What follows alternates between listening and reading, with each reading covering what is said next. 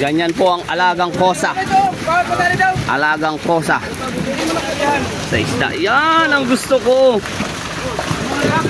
Sa lahat mo na, sa may gusto po ng salmon, si Ambal meron. Oh!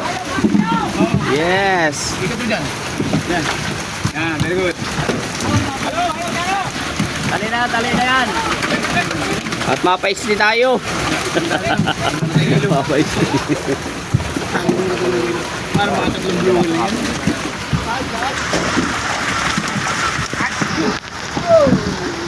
Iba na palang tahon ng aso ngayon?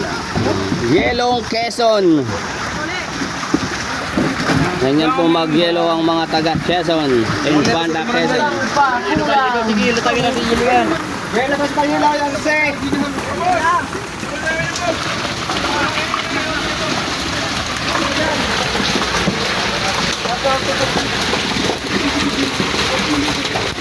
Pitong kadlo. Mga kataksan. Kalibin yan.